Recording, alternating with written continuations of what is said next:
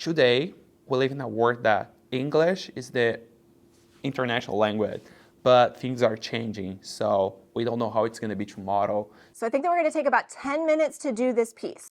And then what specifically might you want to include? Expressions, vocabulary, language in general. Not only the message, how the expressions in language, your French, Spanish, and if you want to bring other languages that you might know at your table, that's great too.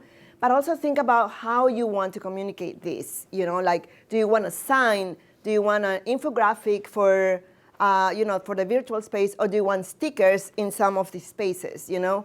No entremos nuestra página. I feel like this is the first class where I'm taking a language and it's not actually about the language itself.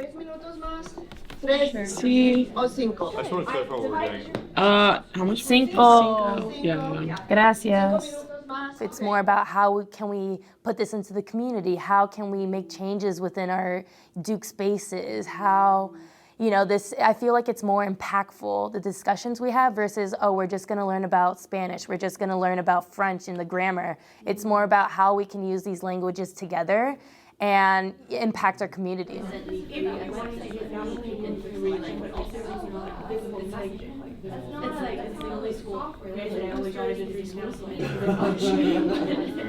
The context of our classes, we're talking about the use of English, Spanish, and French as resources that our students are going to be aware of. Not necessarily using them because my students are only learning Spanish and Sandy's students are only learning French, but they can become aware of how they are part of a world that is multilingual. One of the nice things about the model that we had with the Translanguaging course, and particularly with Translanguaging Fridays, is it allows students to exploit everything that they can communicate in any language that they can communicate with.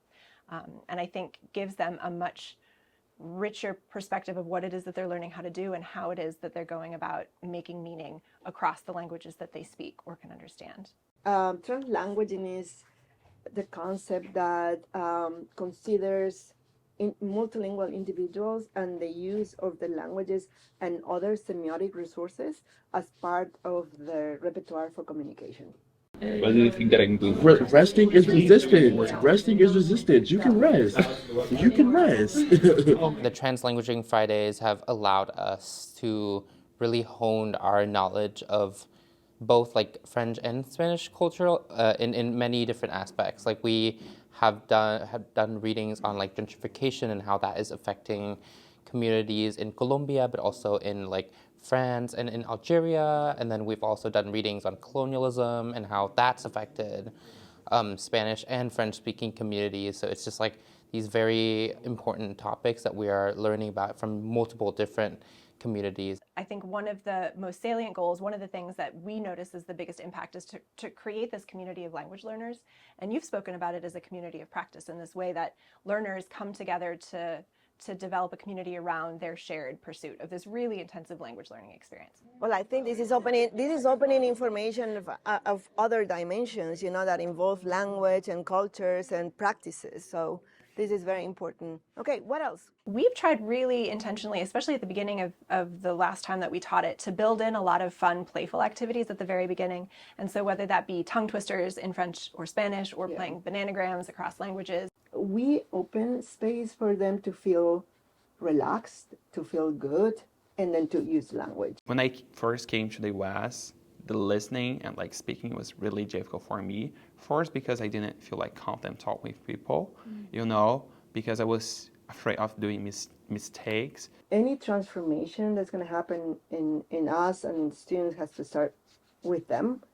We have like this opportunity to be really close to our professor and, to raise our hand when we have questions. It's a space that we have to talk about language, about like culture, identities, and it creates like a really safe environment. I mean, how much Duke is multilingual? Are they able to listen now in the quad when you run into students or people just speaking in different languages, but most of the time we don't even pay attention. And with them in connection to the outside world, the beyond part is when they open the door and they're outside, of the classroom. Okay, merci beaucoup. Bon après-midi. Bon week-end. Gracias. À lundi. Adios.